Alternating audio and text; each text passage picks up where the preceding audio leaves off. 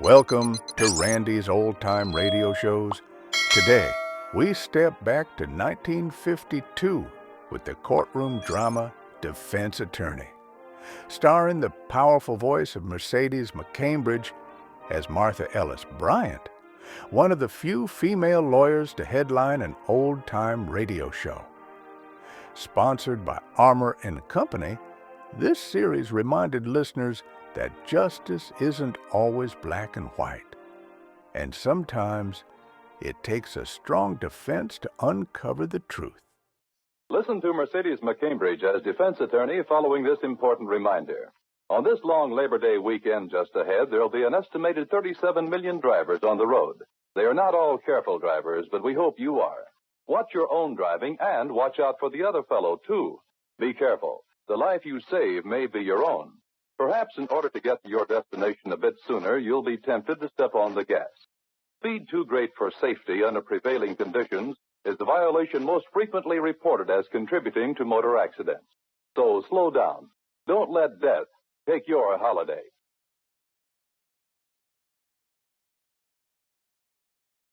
Ladies and gentlemen, to depend upon your judgment and to fulfill mine own obligation, I submit the facts, fully aware of my responsibility to my client and to you as defense attorney. The American Broadcasting Company presents Miss Mercedes McCambridge as defense attorney.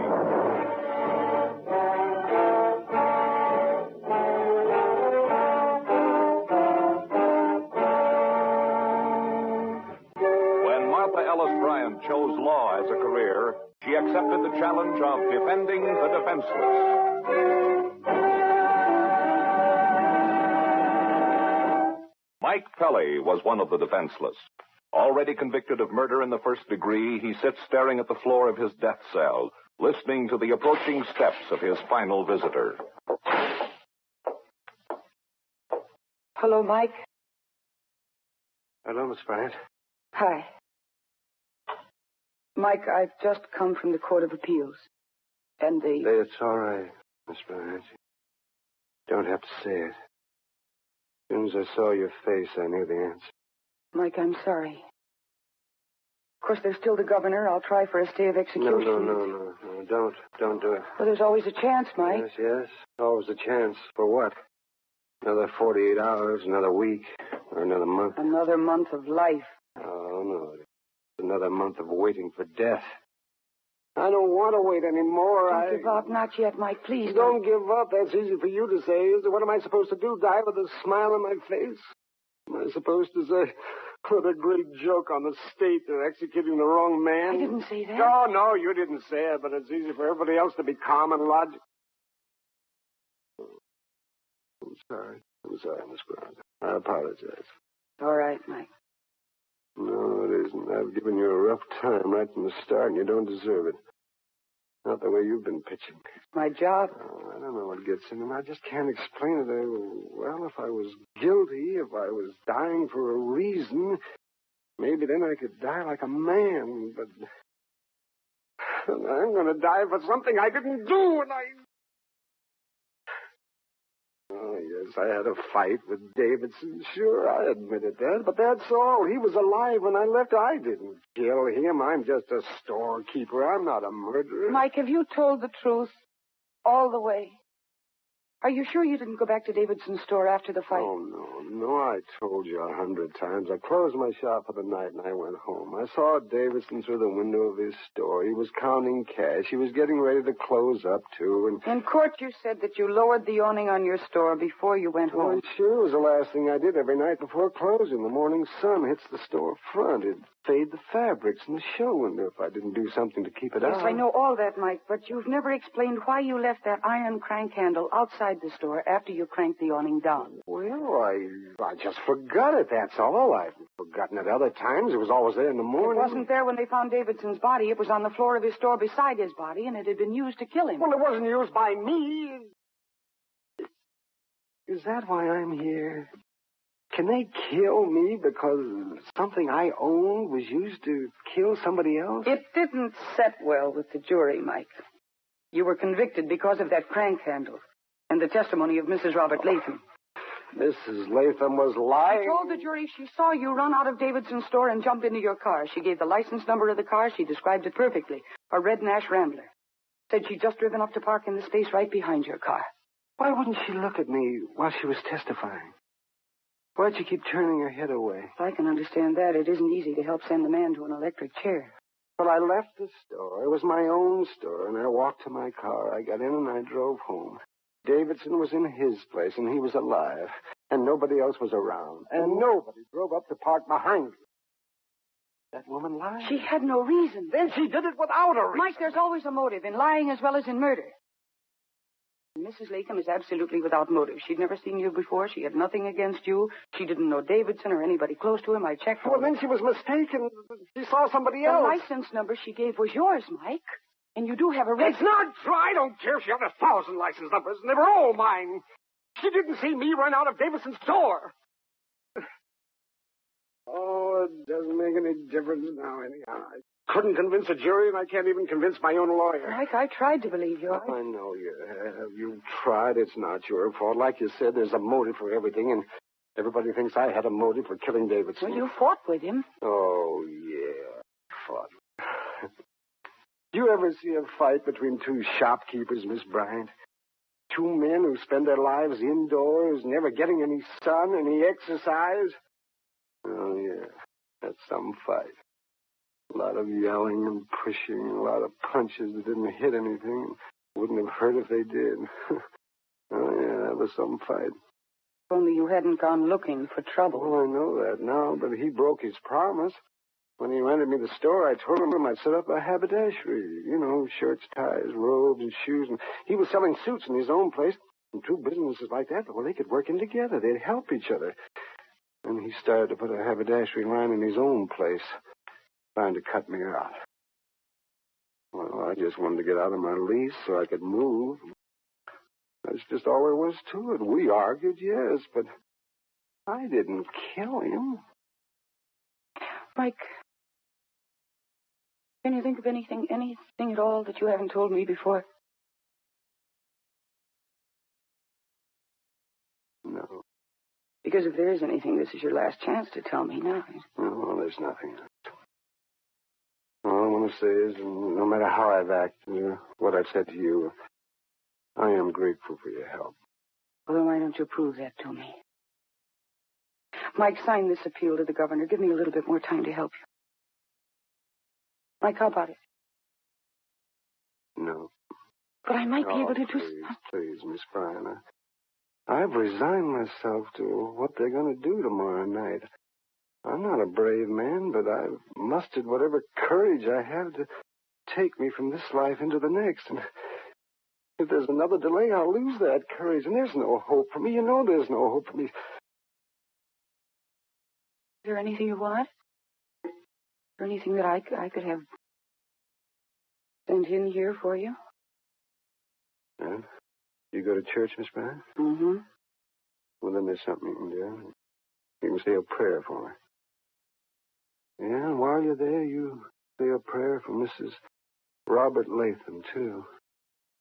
Because I swear by all that's sacred, that woman lied.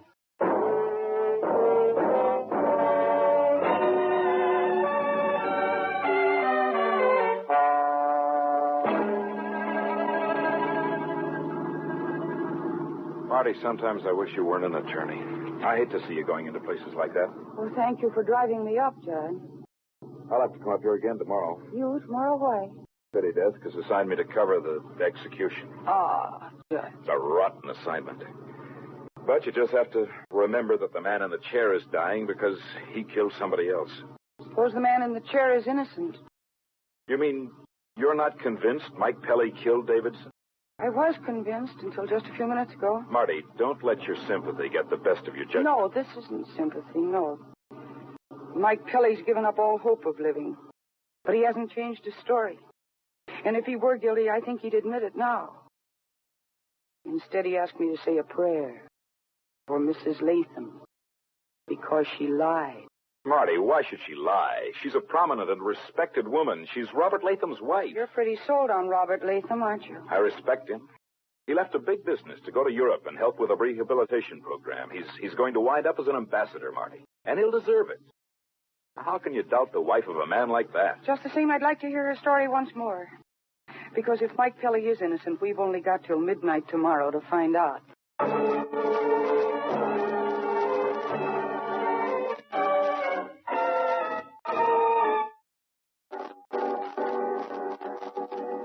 you sure that you won't join me in another cocktail, Miss Bryant? Oh, no, thank you, Mrs. Latham. Oh, it's no trouble. Just ring for one of the servants. No, really, no. I just want to talk about Mike Kelly. Oh. Drop my glass. You're getting so clumsy lately. Look, it's after 4 o'clock, Miss Bryant. I have some guests coming. I should be preparing for them. Couldn't you... could you come back another day? I'm afraid not, Mrs. Latham. Mike Kelly's execution is scheduled for tomorrow night, you know. But he'll get a reprieve. The governor will surely give him a reprieve. You will get one, won't he? No, Mrs. Latham. There will be no reprieve. All right. So soon. Why are you so surprised, Mrs. Latham? It's been in all the newspapers. Well, I don't read that sort of news. I avoid anything connected with murder and that sort of thing. Even when you have been the principal state witness against the man who's to be executed? So what can I do? What do you want to see me? I don't like to see a man die without reason, that's all. Are you sure you didn't make a mistake in your testimony? Yes, I'm sure. You're certain that the man who ran from Davidson's store was Mike Kelly? Miss Bryant, you asked me all this at the time. I'm asking you again. Are you certain? Yes, I'm certain. You're certain it was Kelly's car you saw, too? I told you it was a red car. I took the license Did you number. see him inside the store? Did you see him kill Davidson? No, I told you. I just driven up to park when he came running out. You didn't know he'd committed a murder in there. No, how could I? You didn't know that a crime of any nature had been committed. No. Why did you take the license number of Kelly's car, Miss? I don't. You make a practice of taking license numbers of all the cars you happen to park behind? No, but I saw him running. All the stores seemed to be closed for the night, and I thought that he'd been robbing one of them. That's why I took them. But you didn't call the police. No. Oh, after I thought about it, I decided that nothing was wrong. There was no burglar alarm. But you called the police 2 days later, though. After I'd read about the murder. Thought you avoided reading that sort of news. Miss Bryant, I don't have to discuss this with you. I have guests coming, and I must ask you to leave. Mrs. Latham, I hope you'll have a very pleasant evening. I haven't intended to be rude, but I do want to forget all this, and I'm not feeling well. No, neither is Mike Kelly. I don't know what your evening is going to be like, but I know what his is going to be like. Sometime tonight, they'll shave out a round spot on his head. They'll slit the leg of his trousers, and they'll ask him what he wants for his last meal. Why are you telling me this? Just in the hope that you might be interested. Why should I be? What is it to me? He killed a man, didn't he? It's what he deserved. Goodbye, Mrs. Latham. No, wait, just a minute, Miss Bryant. Why don't you do something? Why don't you help? Why don't you, Mrs. I will. I'll do anything. I have money. I'll pay you at every cost. You could get it and use it. Like in prison, but there are ways of doing that. You really do want to help him, don't you? Yes, I'll do anything. Well, then you've got a deal, Mrs. Latham. There's only one thing I want you to do. Tell the truth. Get out of here! Get out!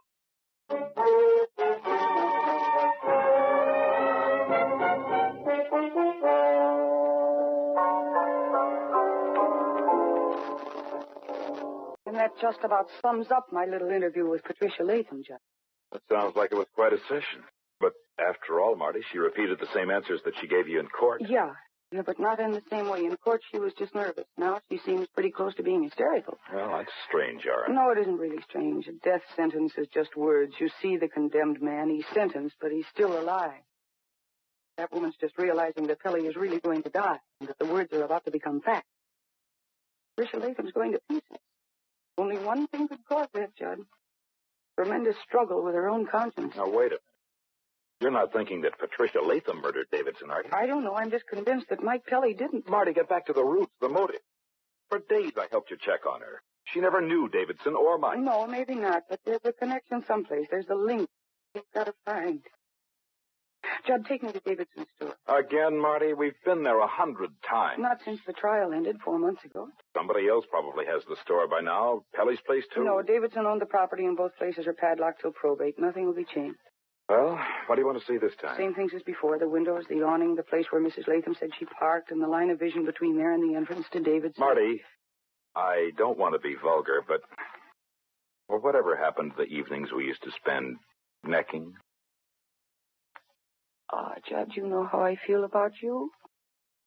But I don't think I could ever feel free for an evening again if it came at the expense of Mike Pilley's life. With a few well-chosen words, Counselor, you've just made me feel like a heel. I didn't mean it that way. I know, but you're right. Well, I'm ready for duty every night for the next month. We don't have a month. It's 10 p.m. We've got exactly 26 hours.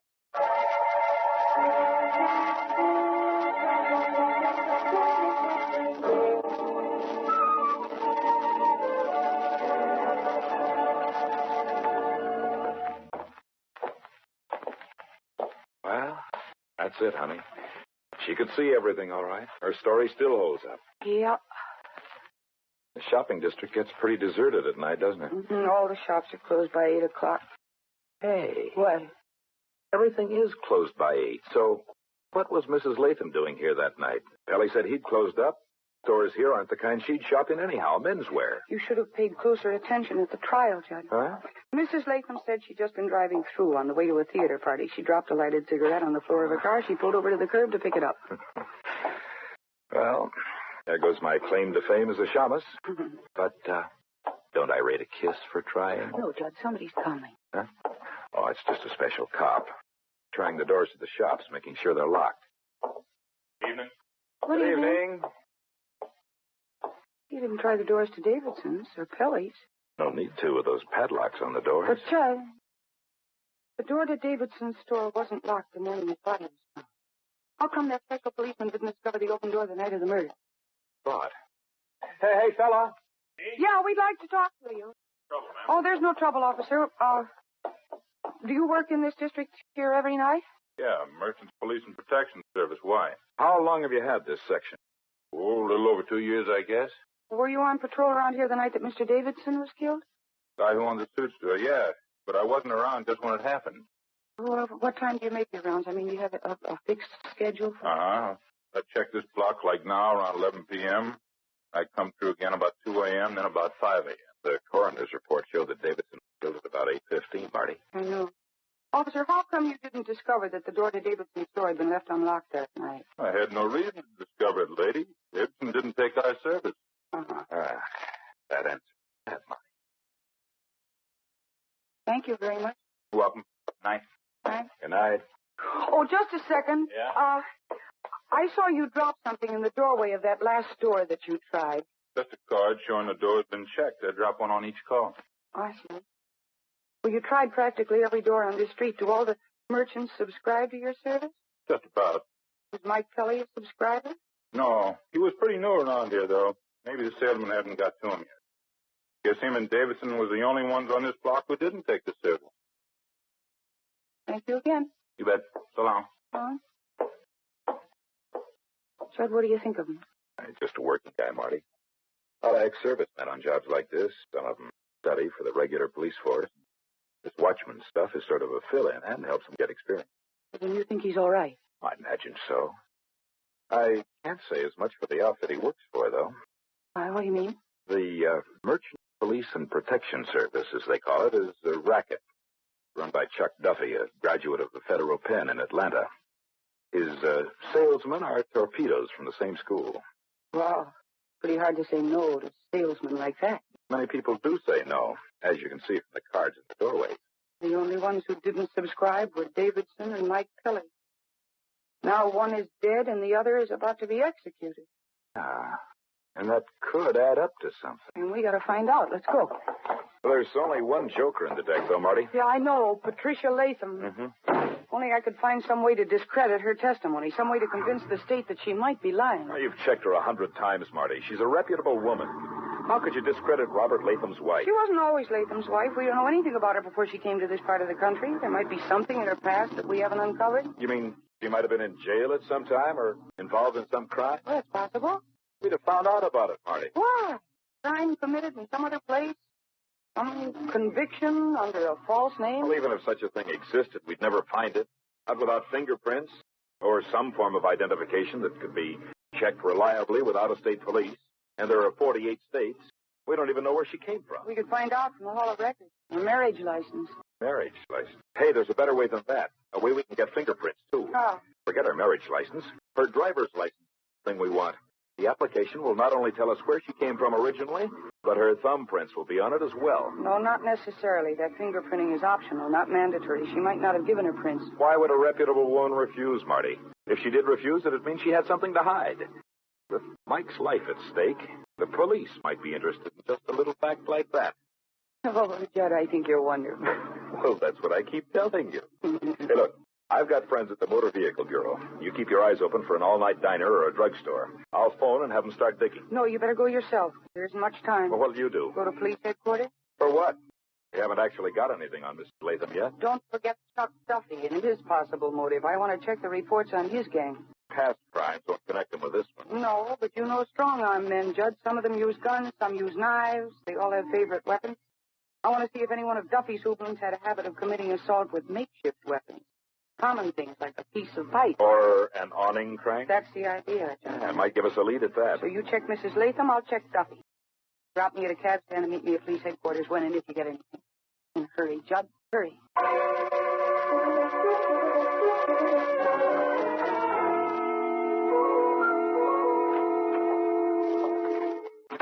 Morning, honey. Hi. Back to police report you got there. Yeah, and they're all on the Duffy mob. What did you find? You're going to be disappointed, Marty.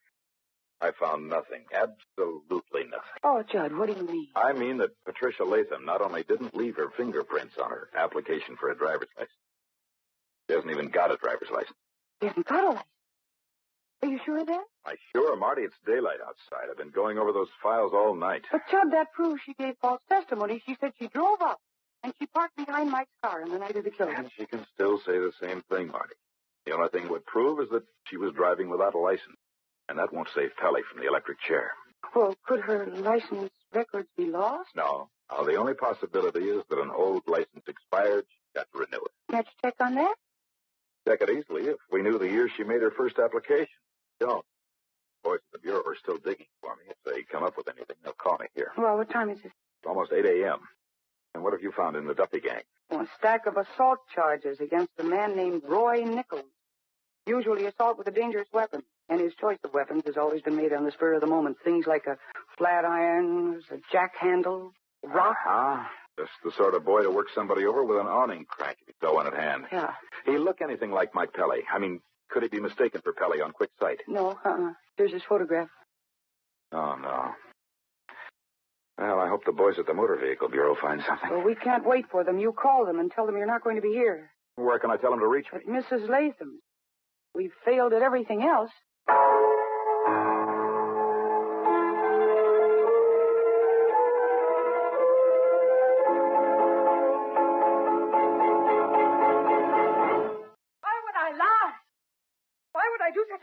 thing to a man I'd never seen before. I don't know your motive, Mrs. Latham. You'll never get another chance to tell the truth. Tomorrow will be too late. Think about it, Mrs. Latham. Mike Kelly has only 12 hours to live. You're the only one who can save him. Offered you money to help. I offered to do anything.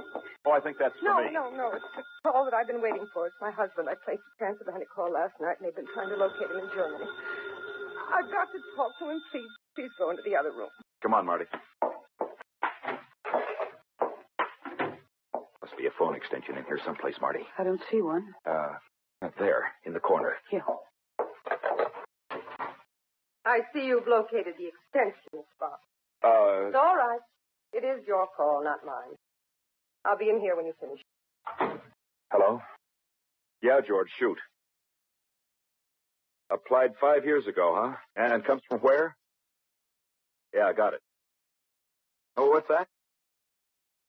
Spell it. A-C-H-R-O. I got it. Achromatopsia. Yeah, it may help. Thanks. Bye. That was the Motor Bureau, Marty. They located an old application, but no license. He was rejected. Physical disability. Achromatopsia, whatever that is. You ever hear of it? I don't know. I might have. Is that all they could tell you? That's all. Except for a place of birth. Came from Brookville, West Virginia. Brookville, West Virginia? Mm-hmm. Judd, that's where that fellow, that Roy Nichols came from. The hoodlum, you have the file on? Yeah. And Marty, what's the matter? There's something else to that word, that chromatopsia. Oh, Judd, if that means what I think it means, Come on. Right. Mrs. Latham. Why can't you leave me alone? Yes, we will in just a minute. When did you see Roy Nichols last? I don't know anybody by that name. Don't lie, Mrs. Latham, not again. You came from the same town in West Virginia. Well, I don't remember All the right, name. Mrs. Latham, it's my mistake, I guess. I only have one more question for you. Very simple question. You can see Mr. Barnes quite clearly, can't you? Yes? Tell me, Mrs. Latham, the necktie he's wearing, what color is it? Marty, what? What color is it? It's... Go ahead. It's... You can't answer me, can you? Because you're colorblind, aren't you? A chromatopsia. That's what it means. She is colorblind. She couldn't have seen Mike Tully get into a red car, she described, because all colors look gray to her. She described a red car because somebody told her to describe a red car. Now, who was that, Mrs. Latham? Roy Nichols. I was in love with Roy once, years ago, back home. I didn't know what he was. I was only 17. He came here after Davidson was killed and he told me what to say. He had pictures of us together, old letters he signed. He said he'd ruin Robert's career if I didn't say and do what he told me. I wasn't thinking of myself. I was thinking of my husband. You think your husband is the kind of a man who'd want an innocent man to die to protect his career? No, that's why I was calling Robert. I wanted to tell him everything, say goodbye. I wasn't going to let Ellie die. In the desk there's a telegram I was getting ready to send to the governor as soon as I spoke to Robert. Telegram is here, all right, Judd. A box of sleeping tablets. You take them out and throw them away, Mrs. Latham, but I'm not going to because I want you to think. Think of the man that you married. Not only who he is, but what he is. He must love you very much. But I can see that you love him. I do love him. Well, then prove it to him. Have enough faith in him to let him see you through this. You're probably the most important thing in his life. Don't take yourself away from it. I won't. I promise. Take this telegram to the police. There are a few people they'll want to see. They can arrange to stop Kelly's execution. Better come down to headquarters yourself after a while. I know. Will you help me? Yes. That must be Robert's call. We'll leave you then. Come on, sir. Right. I don't know what to say. You know what to say. Remember, you're talking to the man who loves you. Hello? Yes, it's she? From Frankfurt? Yes, I'm ready. Robert? Oh, Robert, please don't hate me. I've got something to tell you. Come on, Judd.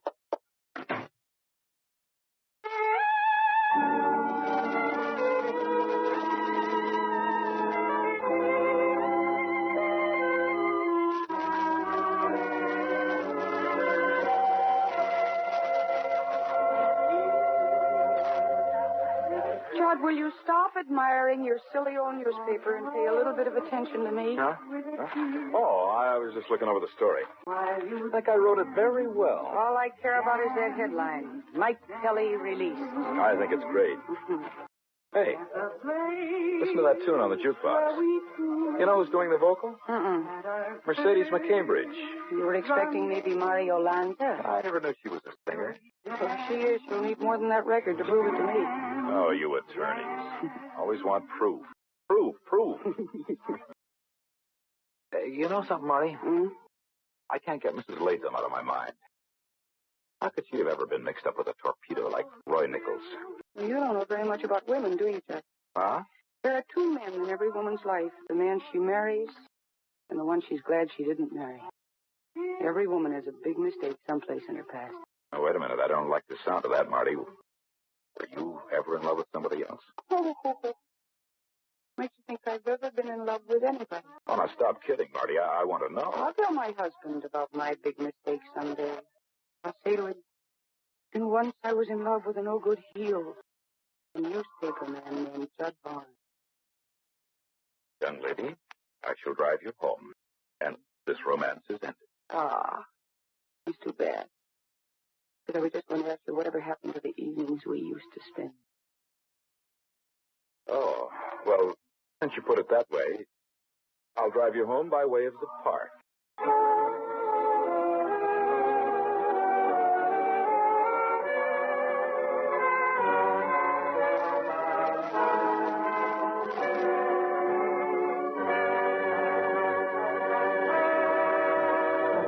I've just heard Mercedes McCambridge as defense attorney with Howard Culver as judge.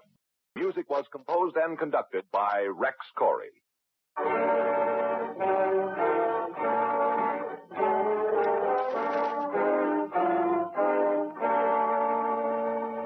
Defense Attorney was written by Joel Murcott. The program is directed by Dwight Hauser. Next week, another exciting adventure with Mercedes McCambridge, Defense Attorney. Be sure to listen. This is Your FBI. The official broadcast from the files of the FBI follows immediately. Stay tuned. This program came to you from Hollywood. America is sold on ABC, the American Broadcasting Company. Well, folks, that's all for this episode here on Randy's Old Time Radio Shows. Now, bringing these golden oldies back to life takes no small amount of time and effort from our good friend Randy, cleaning up the audio, converting the files, and making sure each show has the best audio possible. If you've enjoyed the program and you'd like to help keep these classics on the airwaves night after night, why not consider a small donation? Every penny goes straight to supporting Randy's work and helping this channel stay on the air. You'll find the links down in the description below. And for those of you kind souls who've already given, Randy tips his fedora to you. Your support truly keeps this old radio spirit alive. Thanks ever so much. And until next time, keep those dials tuned and keep the memories rolling.